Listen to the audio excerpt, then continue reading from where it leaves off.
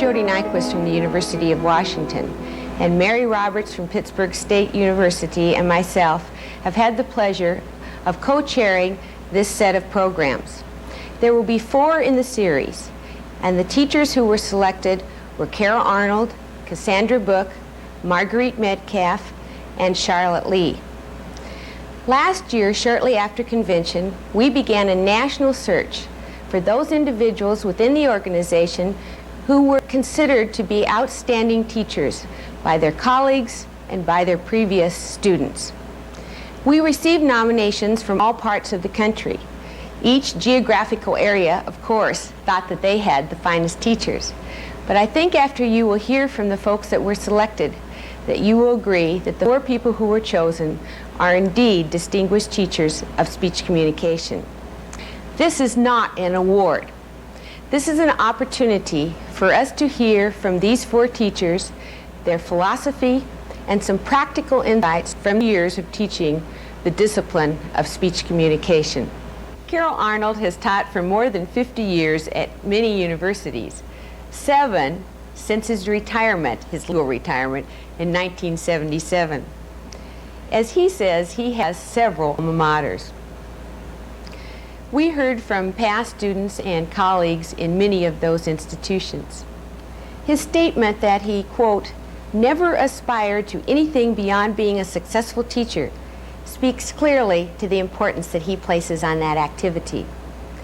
He will be interviewed by one of his previous students, Rod Hart from the University of Texas.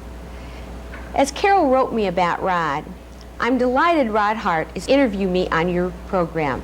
I love to be shafted by this old Irish friend. The only trouble is that I won't be able to lie very much because he's been a student of mine and he'll know the truth. So Rod, I don't know what that gives you license to do, but we all look forward to your interview. You've taught constantly since retirement. What is it about teaching at Root that infects you so that you can't leave it? Well, because I just never wanted to do anything else except teach since I was a junior in high school. And I guess I can't get over it. Although I'm not going to teach this coming year. I'm going to edit instead, which in my view is doing the same thing. When you began teaching, you probably had certain specific notions about why you were doing what you're doing. When you think back about that original motivation, is it the same motivation that you feel today? Or is it Oh, yes. Oh, yes. You know, because it's fun working with kids, whether they're little kids or big ones. Who was the greatest teacher you've had? Well, I'm sure it depends on how you define teacher. Craig Baird was surely the greatest teacher I had, but surely not in the classroom, as everybody of my generation from Iowa will testify. He was one of the world's worst classroom teachers, but he taught more going down the hall than you ever learned, or in his office than any place else. So surely he will have more powerful influence on me than anybody. Okay. Some years ago, a colleague of yours by the name of Herman Cohen declared you to be the speech communication discipline's master teacher. I would like to know 2 things. What does it mean to be the master teacher of a whole field, and what responsibilities does such a person have? Or was all this just pure sophistry on Herm Cohen's part? Probably it should be the latter. I'm very proud that anybody should have said that, but all I know is do your job. Why did you think Herm picked teaching of all the things that you've done? He chose to call you a master teacher. Well, we're good enough friends so he knows where I put my muscle. And teaching is the center. Yeah, sure. And all other things spring from that? They better feed into that. Yeah. You've taught at all different levels of education. Did you learn anything about teaching young kids that helped you later? Or was there something fundamentally different about the age levels? No, where I learned most was my first year out, teaching a one-room country school with 18 kids, somebody in every one of the 8 grades. And school starts at 9 o'clock and it ends at 4. And you figure out how you're going to get 8 grades, each with its 5 subjects, worked in to that schedule. And by golly, you learn you better have plans. And I didn't take so seriously all my education professors' lectures about lesson plans, but I damn sure learned about planning your goal for every 5 minutes. In that one-room country school. It's like being in the Army. I really don't want to do it over again, but I wouldn't give up the benefits of it. But I say that's where I really learned how to, and I absolutely had to, you know, otherwise the damn place blows up. When you, going to the other end of the continuum, when you taught doctoral students, did you find those same kinds of skills as necessary? Or? Oh, yes, I think so. I think so. I don't think if someone's going to use up a classroom's time or some people's time, I think you've got to know what you're trying to accomplish. Now, you may not accomplish it, but you damn well better know what you're shooting for, and I don't think it makes any difference whether it's 3 doctoral students or the 4 kids in the first that I had in the first grade in 1933-4. So the 60-ish version of teaching of creating experiences and spontaneously leaping into insight, this would not be a model you would embrace. No, not the leaping into insight, but I think you have to do it by creating experiences. I don't think people learn by being told at all. They learn by doing something with whatever it is they got stuck in their heads. And I would say whether it's little kids or great big kids like you. If you're going to teach effectively, I think you got to give some ways of doing things. You got to provide people with ways of doing things. Then you've got to have them do it, whether it's writing papers in a graduate seminar or working the multiplication problem on the blackboard. You got to do it in order to have it sit in your system. I guess the fancy word of these days, from my view, is all learning is experiential. Now, that's a little like what you're talking about, the 60s, but my version is a lot more disciplined and focused. Do you have a moment from your teaching in the past that you'd call a moment of great exaltation? Yep. And I'm sorry, Rod, you're not involved in it.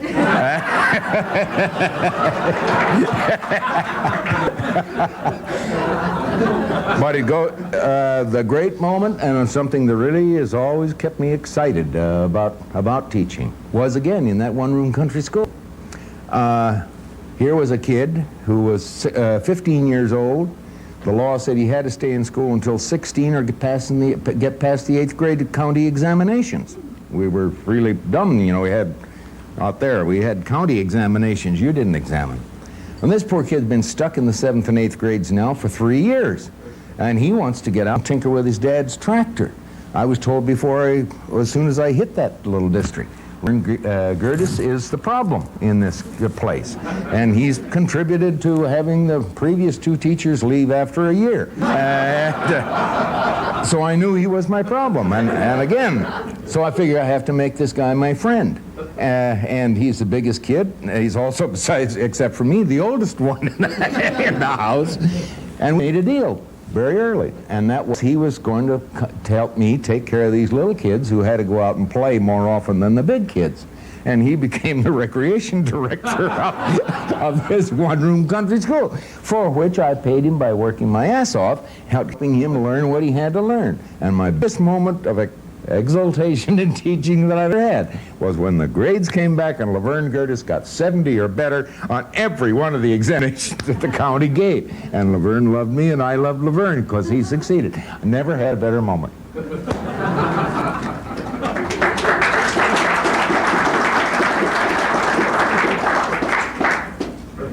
That is a good story, but there's you don't like it because it's true, that's all. well, no, it sounds extraordinarily manipulative and rhetorical and strategic. Well, what do you think teaching is, for heaven's sake?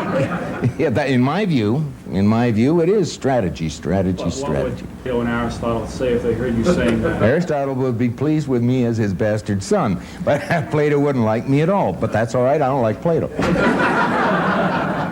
So you do think of teaching as a rhetorical experience? Absolutely. Do you believe you have to keep some aces up your sleeves and not let the students see them? No, but I believe you play out all your aces and lose often. And then you just go home and grieve and say, how will I do it better next time? Did you have is there a single moment of intense frustration that you can remember? No, not a single moment, but but scattered along, as with any teacher, you encounter some, and I've encountered a few too, who simply don't want to learn. Now, with my way of going at it, I got to have some cooperation, or we lose the whole damn ball game. Where I get frustrated is with the ones who simply don't want to. Now, when I can, I ask them please to go and find another teacher, or go, play pro football or something. But those are my frustrating moments, when I can't motivate somebody to want at least to try a little. That's where my frustration is. Did you ever find that kind of frustration at teaching graduate students? Yes. Really? Yes. At that level also? Yes. Yes. I don't know whether you were around, but there were a couple at Penn State whom I asked never to darken the door of my office again because they didn't want to try. And some of them didn't darken the university anymore either. But yes, I have encountered that. Mm-hmm. Particularly, I haven't encountered it in this decade, but in the preceding decade, you encountered it a lot, I think, when the 60s stuff was afloat. Getting back to the 60s, I guess, because I came of age in that decade, I think it's clear that your personal, political, social, religious views are opaque to your students. Why? And secondly, if you leave those things out of the classroom, have you left an important part of you out of the classroom too? Not by my lights. I don't think I'm hired to instruct people on the political judgment. I'm surprised that you said they were opaque. You've made a few smart cracks about my conservatism in public, so they weren't all that opaque to you. I was one of your better students then. That's true. No, I don't think that kind of business belongs in my classroom. Now, maybe there are there are other places where it does belong, but it doesn't belong in my rhetoric classrooms. I've heard Jerry Phillips say that, speaking hypothetically, you call yourself a professor, not you. You call yourself a professor. What is it that you profess? You wouldn't think that profession had to be of the political, social. No, not in the lines that I have chosen, except historically. And then I think I'm supposed to behave like a scholar and not like a political activist. Okay.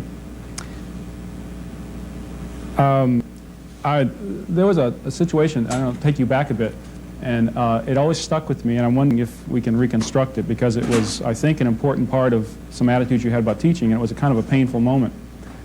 In the later 60s, there was a course being offered by the department on a continuing education basis to a group, which are nameless, that had what appeared to be a discriminatory clause in it, that they would not allow certain persons to be part of this group. One of our graduate students refused to teach a section of basic fundamental speech for a week and $400 or whatever. And it's the only time I can remember you being intensely angry. And I wonder if you... I certainly was that day, because I saw a little movement growing in which people were saying, I will take my skills away from people I don't agree with. And to me, that's probably the only real sin there is about education. If you keep what you can give to people away simply because you don't like something else about them, I don't want any truck with that. And I made an impassioned speech that day, which I well remember. Well, that's I suppose that was, you remember well, I suppose that's perhaps the only political outburst that I ever made in 14 years at Penn State. I made a couple at Cornell, too, on comparable grounds. That, as, for example, they shouldn't allow Joe McCarthy on the campus without having an opponent. Do you see yourself as a lecturer or No. a better seminar No. leader, or?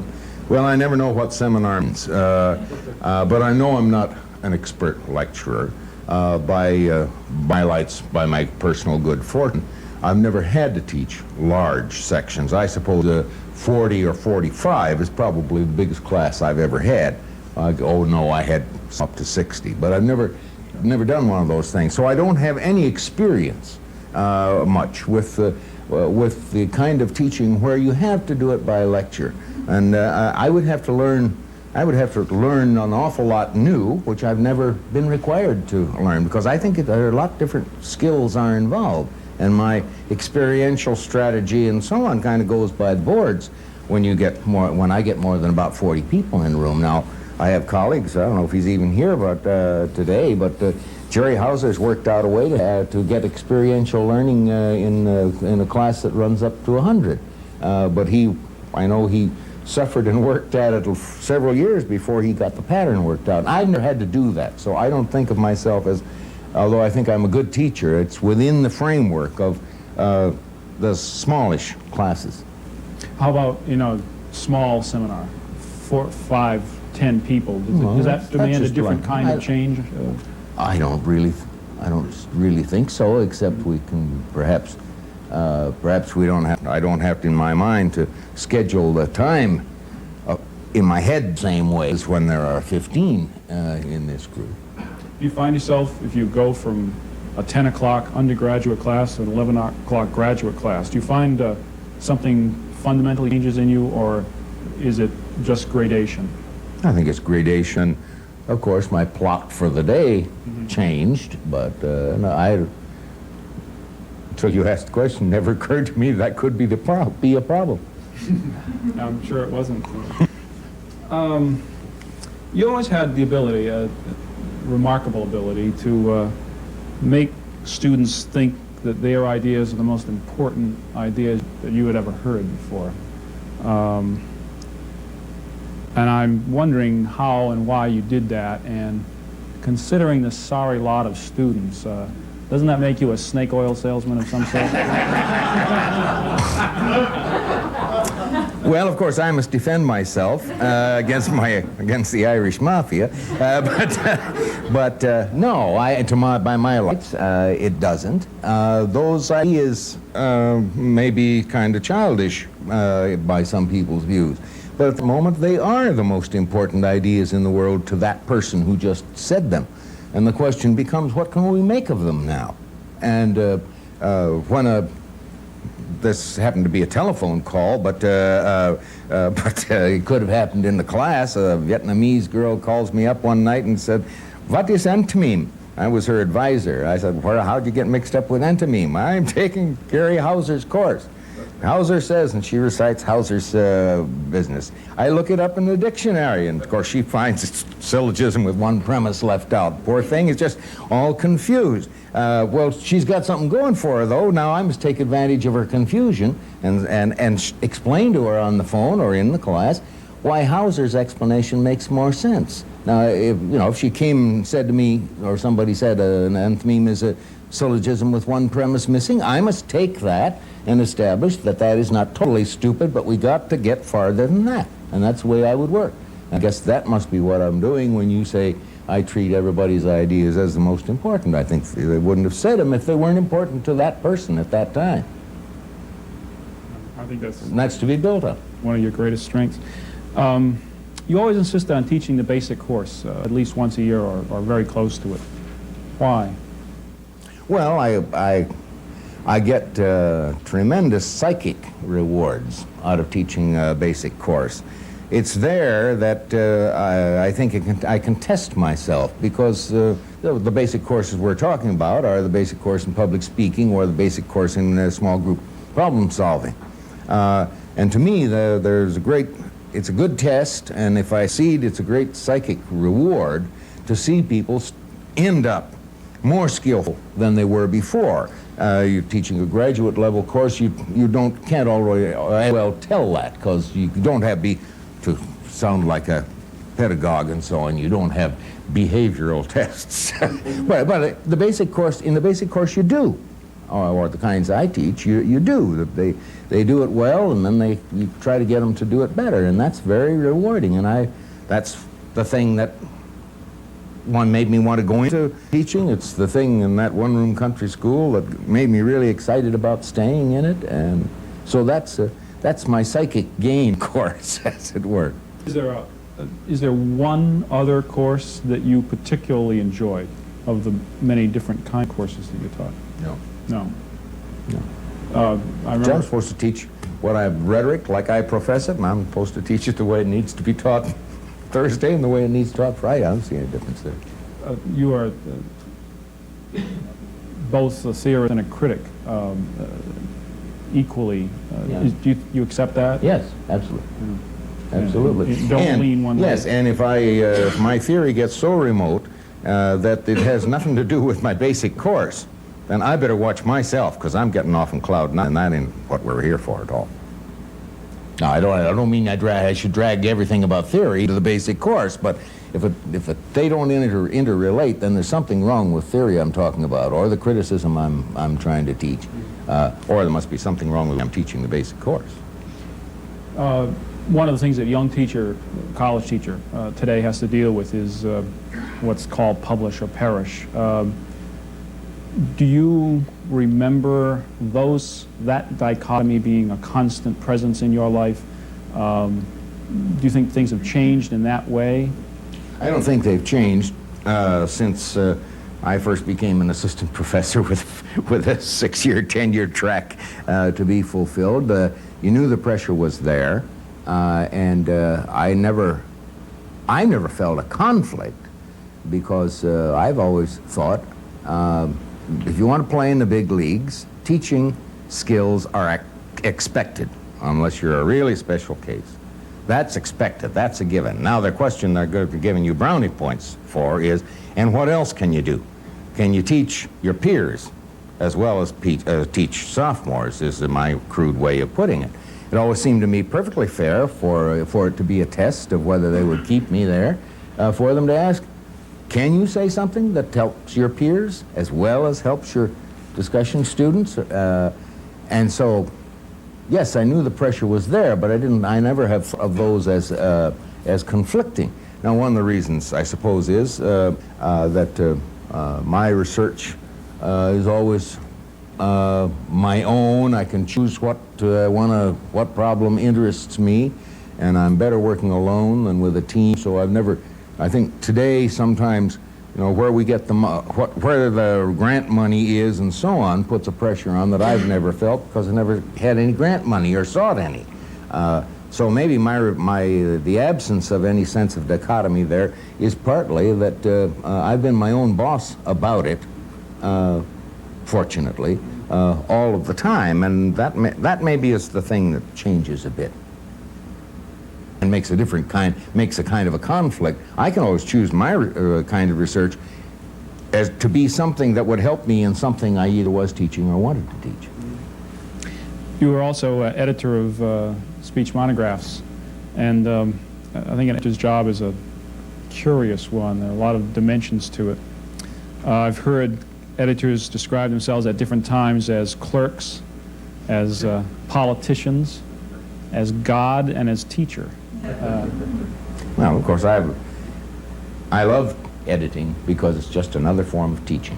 And the job is, if you got decent, when I edit, I'm doing the same thing that I would do in a classroom. Is there something there that ought to be said? If there is, then my job is to help it get said the very best way it can be said. And that's why I love editing. And one reason I'm not going to teach in this coming year is that I've got 3 books to edit.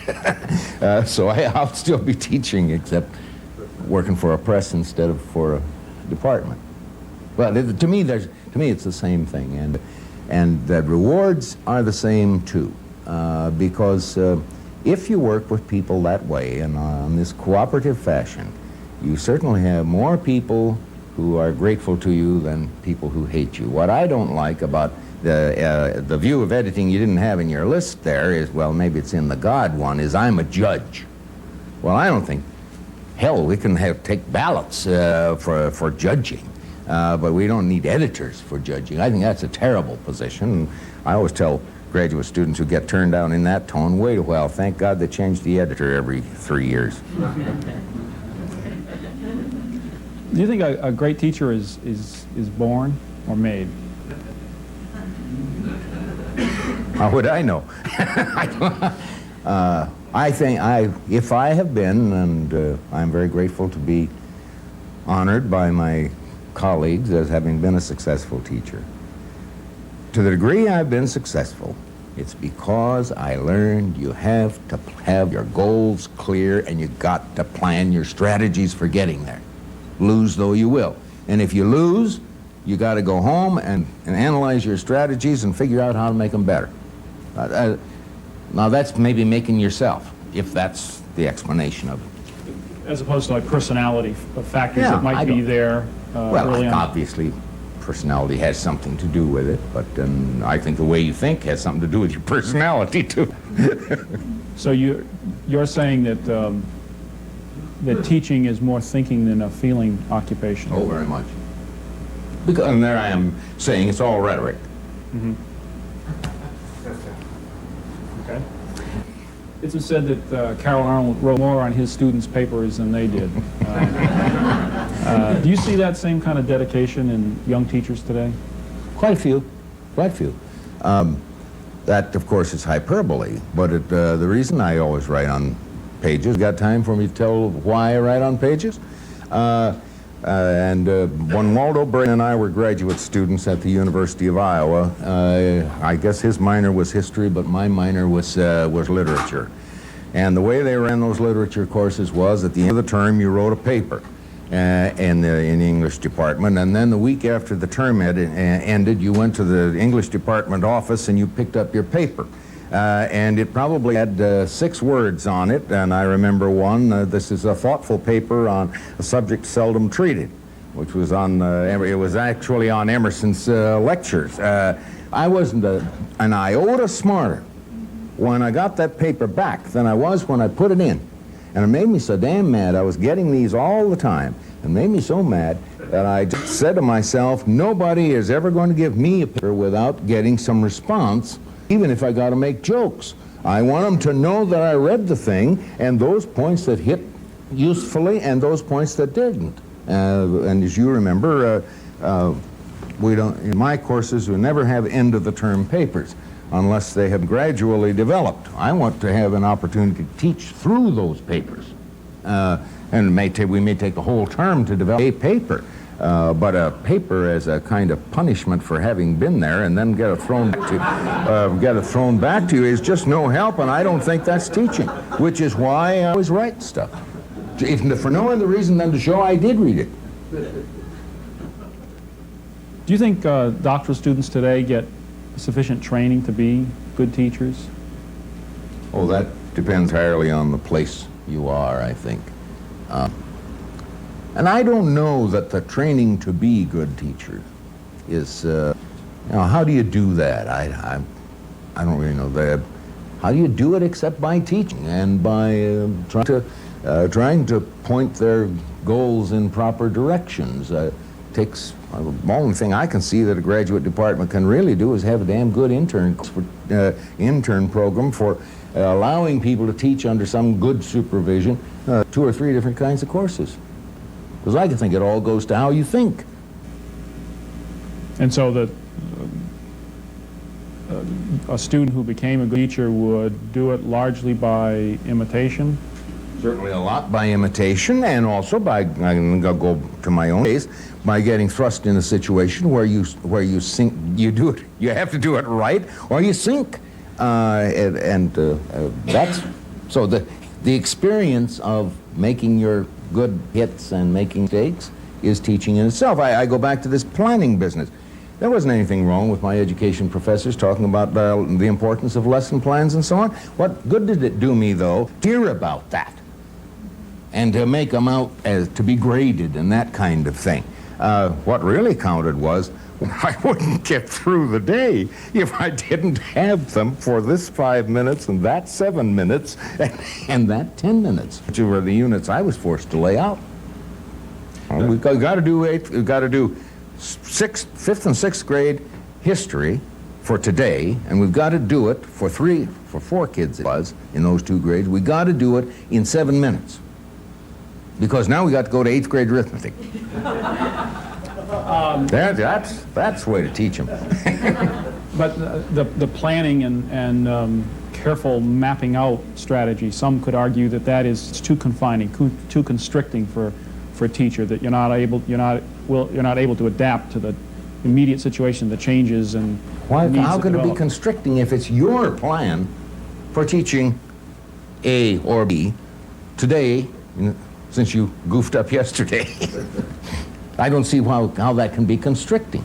A former colleague of yours used to say that you don't teach people, you look for opportunities to teach, and if that's true, a highly planned, orchestrated approach would miss some of those opportunities.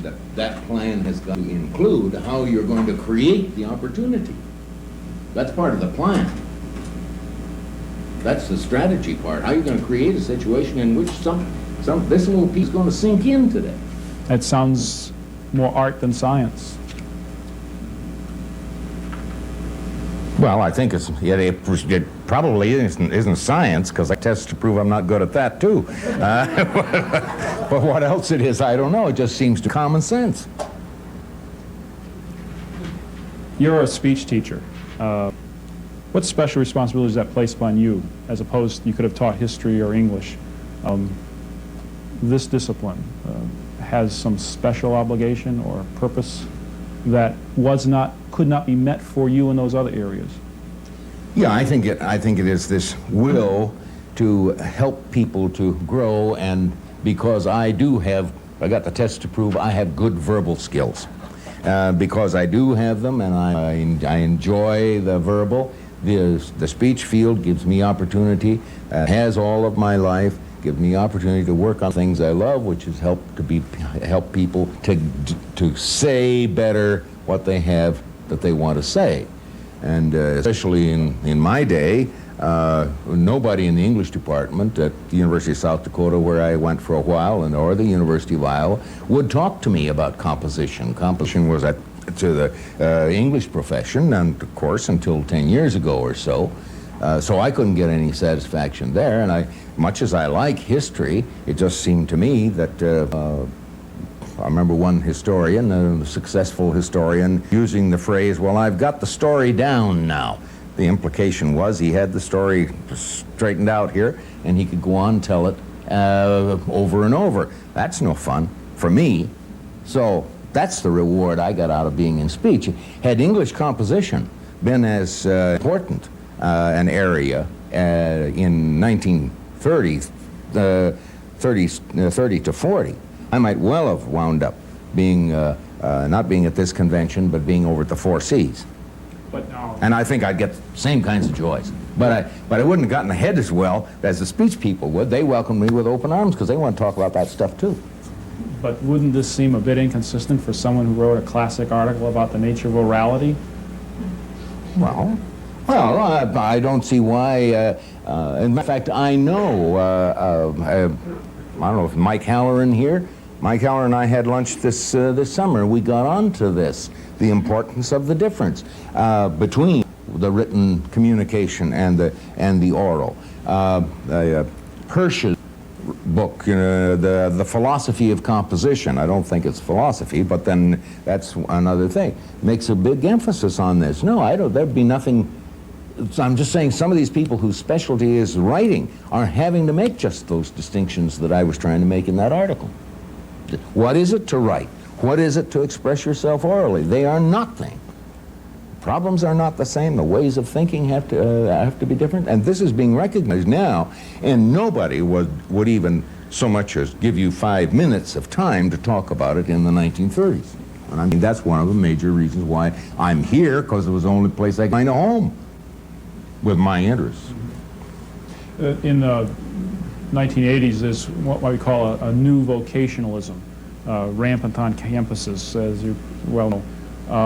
Do you think that's a boon or a bane to our field? Oh, I think it's a boon if you use it right, because it's so easy to make clear, and Charlie Redding sits and he's been making it clear to vocational people for years, make clear they can't do their business without knowing what we have to show them. They can't do their business. So we can take advantage of that, and should. Because we may be the only ones that can give them some liberal education for which they would be motivated. Indeed. If Aristotle joined us today, came back, he could be a professor in virtually any department in traditional liberal arts, perhaps even in the sciences. Do you think he'd want to be a speech communication teacher?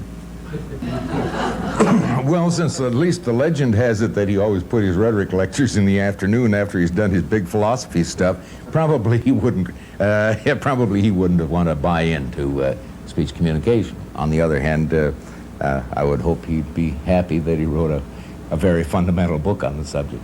Are we still as Aristotelian as discipline, do you think?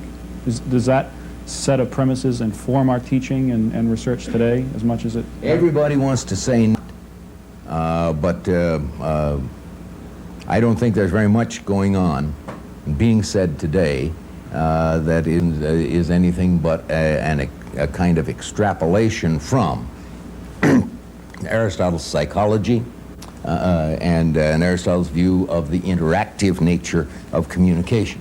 There's a lot of people say they're not Aristotelian, but that's because they haven't read Aristotle. And haven't read the ethics and the politics along with the rhetoric.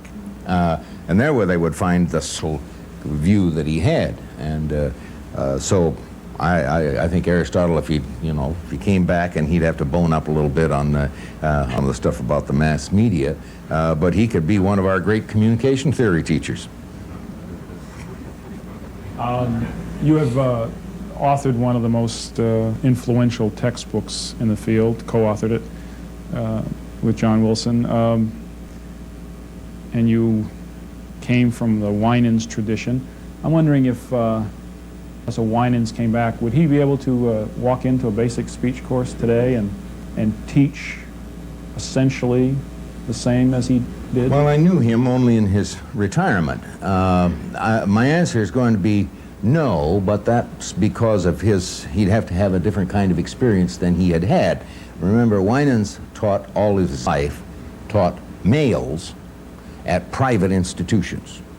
And his expectations of students wouldn't work for modern day students. On the other hand, if John Wilson and I cut any mustard at all with our textbook, John will agree with me, hell, it's just Winans written over. We deliberately set out to use the Winans point of view and buttress it from our own experiences. So a good many other people, somebody was telling me yesterday on the bus coming in about, it was Gail Richards was telling me about taking Winans' textbook in and with a group leadership class and reading 2 pages out of Winans' chapter 2 and asking where they thought it came from. They were astonished to know it was published in 1938 by a professor of public speaking. So the principles... The principles, I think. Tend to... Yeah, I think we're being thrust back to Jamesian premises of some sort all the time. Mm-hmm. Do you see the field still, we've traditionally been a skills-oriented field, which some have argued that causes us to have disciplinary problems that other disciplines don't, because we are so concerned to articulate people in a practical way. Do you see that as problematic or as our greatest strength? Well, I think it's both a problem and a strength. My long answer appears in Communication Education next January. And so I'll just give you the short answer. I think our